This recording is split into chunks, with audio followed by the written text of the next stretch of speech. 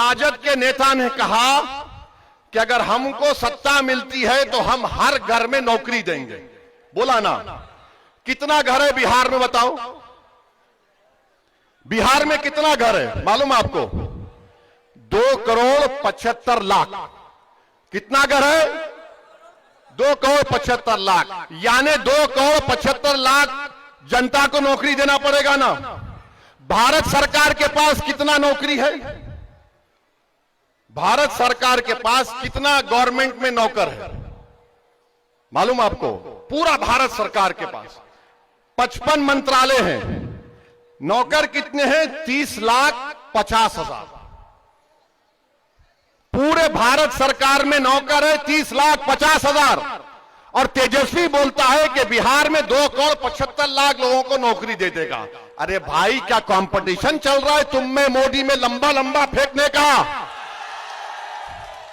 अच्छा, अब ये अगर 2,75,00,000 लोगों को नौकरी देते भी है, समझिए, मान लिया, वरना बोलेंगे ओवैसी तेरा क्या। ठीक है, चलो, एक आदमी को तो कम से कम 25,000 देना पड़ेगा तनख्वाह। 25,000 देना पड़ेगा ना। अब 25,000 का अगर आप लगा लिए 2,75,00,000 तो करीब करीब 8,28,000 करोड़ रुपए होंगे। कितना होगा? 8,28,000 करोड़ रुपए। और बिहार का कुल बजट कितना है? 2 लाख करोड़। 2 लाख करोड़। तो मालूम हुआ कि ये बोल रहे हैं कि मोदी फेंक सकते तो मैं उनसे आगे फेंकूंगा। याद रखो तेजस्वी, सीमांचल की जनता बड़ी बाशऊर है, इतनी भोली भाली नहीं है। ये गरीब जरूर है मगर झूठे को और सच्चे को पहचानने वाले हैं। आप बताइए बिहार का बजट 2 लाख करोड़। अगर 2,75,000 लोगों को नौकरी मिलेगी, 2,75,00,000, 2 करोड़, तो उसका बजट होगा 8,28,000 करोड़ रुपए।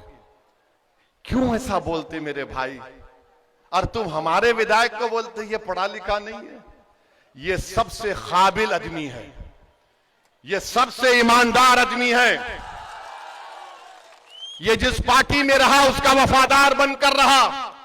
और हमने इनका नाम कब ऐलान किया? चुनाव से पहले नहीं, 4 महीने पहले अप्रैल में आकर किया था बहादुरगंज में कि तौसीफ आलम मजलिस का उम्मीदवार होगा। मेरे अजीज दोस्तों और बुजुर्गों, तो ये जो कंपटीशन हो रहा है लोगों को बेवकूफ बनाने का, इसमें आप मत पड़िए। जो हमने आपके सामने रखा सीमांचल के लिए, ये चीजें हम हासिल कर सकते हैं। और जो लोग गठबंधन की बात कर रहे हैं, मैं उनसे पूछना चाह रहा हूं कि तुमने गठबंधन में मल्ला वीआईपी पार्टी को लिया, तुमने गठबंधन में मल्ला वीआईपी पार्टी को लिया, और उसने इलेक्शन से पहले तेजस्वी के बाजू बैठकर कह दिया कि हम उप मुख्यमंत्री होंगे, मल्ला का बेटा उप मुख्यमंत्री होगा। मैं सलाम करता हूं मल्ला बरादरी को, जो बिहार में 3 और 3.5% के दरमियान में है। मैं 17% हमारे भाई बहनों से, अल्पसंख्यक समाज से पूछना चाह रहा हूं, मेरे भाई, तुम कब अपनी जबान को खोलोगे? तुम कब तक सिर्फ असदुद्दीन ओवैसी को गाली दोगे? तुम कब तक मजलिस को बदनाम करने की कोशिश करोगे? याद रखो, मजलिस सीमांचल के घर घर में पहुंच चुकी है। मजलिस सीमांचल के नौजवानों, बुजुर्गों के और मां और बहनों की दुआओं में शामिल हो चुकी है। तुम्हारी गाली और तुम्हारी झूठ से फर्क पड़ने वाला नहीं है। इस सरजमीन पर इनकलाब लिखा जा चुका है और इनकलाब आएगा इंशाअल्लाह ताला। तुमने मजलूमों को दबाया, अब वही गरीब का बच्चा खड़ा होकर इंशाअल्लाह ताला क़यादत करेगा। मैं बहादुरगंज तेरा गाछ में खड़े होकर कह रहा हूं, क्या तुमको तौसीफ आलम के बाप का नाम मालूम है? क्या तुमको तौसीफ आलम के वालिद का नाम मालूम है? अब मैं तुमसे कह रहा हूं, जब एक मल्ला का बेटा उप मुख्यमंत्री बन सकता है, तो क्या जमशेद आलम का बेटा मुख्यमंत्री नहीं बन सकता? क्या आदम का बेटा मुख्यमंत्री नहीं बन सकता? क्या मोहम्मद का बेटा मुख्यमंत्री नहीं बन सकता? क्या अबू बकर का बेटा, उस्मान का बेटा, उमर का बेटा, अली का बेटा मुख्यमंत्री नहीं बन सकता?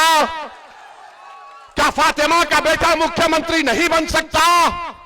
बन सकता है, मगर शर्त यह है कि आपको इत्तेहाद को मजबूत करना पड़ेगा। अगर आप ये डर डर कर सोचते रहेंगे अरे कैसा अगर होगा मेरे भाई, हम आपके ख्वाबों को पूरा करेंगे इंशाअल्लाह ताला। अल्लाह हमारे साथ देगा और अल्लाह हमको कामयाब और कामरान करेगा। लोग ये बोलते हुए सी तुम यहां क्यों आए? अरे मैं यहां पर आपको मुख्यमंत्री, आपको ताकतवर बनाने आया हूं। अगर अख्तरुल ईमान अब्दुल रशीद सिद्दीक का बेटा नहीं बन सकता, बन सकता है। जब 3.5% वाला कहता है कि मल्ला का बेटा बनेगा, तो 17% का हर नौजवान और हर मां बोलेगी मेरे बेटे को क्यों नहीं बन सकता, मेरा बेटा भी बन सकता है, मेरी बेटी भी बन सकती। अब ये हम जब बात करते हैं तो इन सबको पेट में दर्द शुरू हो जाता है। ये क्या बात कर रहा है? बराबर हिस्सेदारी की बात होगी, सम्मान की बात होगी। तो आपसे अब अपील करने आए हैं कि 11 तारीख के दिन बहादुरगंज में हम आपसे गुजारिश कर रहे हैं कि अपना एक वोट बहादुरगंज के विकास के लिए, सीमांचल के इंसाफ के लिए और सामाजिक न्याय बिहार में हासिल करने के लिए हम आपसे अपील कर रहे हैं कि आप मजलिस इत्तेहादुल मुस्लिमीन के उम्मीदवार को कामयाब करें। मेरे भाई 20 साल नीतीश कुमार के, मोदी और तेजस्वी के साथ, 15 साल लालू परिवार को इख्तिदार मिला, कांग्रेस को 20 साल मिला।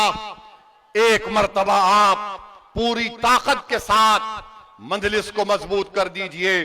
और मैं आखिर में हमारे अंजार नईमी साहब को भी अपनी तरफ से सलाम अलैकुम बोलना चाहता हूं।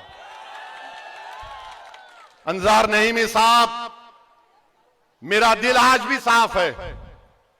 मेरी लड़ाई तुम्हारे से नहीं अंजार नईमी, मेरी लड़ाई उन लोगों से है, उन जालिमों से है जिन्होंने जनता के ख्वाबों को चुकनाचूर करने की कोशिश की थी। मेरी लड़ाई तुम्हारे से नहीं अंजार नईमी, मेरी लड़ाई उन जालिमों से है जिनके दिल फरेब झूठी बातों को तुमने तस्लीम कर लिया। मैं हमेशा लड़ता रहूंगा जालिमों से। मैं इख्तिदार की कुर्सियों पर बैठने वालों से पंजा आजमाई करता रहा और करता रहूंगा इंशाअल्लाह ताला। और याद रखो, मैं ताकत को देखकर डरता नहीं, बल्कि ताकत को देखकर कहता हूं कि अल्लाह की ताकत सब पे गालिब होने वाली और उस पर भरोसा करके मुकाबला करते हैं। तो 11 तारीख के दिन क्या होगा? कहां बटन लगेगा? कहां बटन लगेगा? जोर से बोलो। तेरा घाट बताओ कहां बटन दबेगा? बहादुरगंज बताओ कहां बटन दबेगा? सीमांचल बताओ कहां बटन दबेगा? हमारा इत्तेहाद, हमारा इत्तेहाद। सीमांचल जिंदाबाद, सीमांचल जिंदाबाद।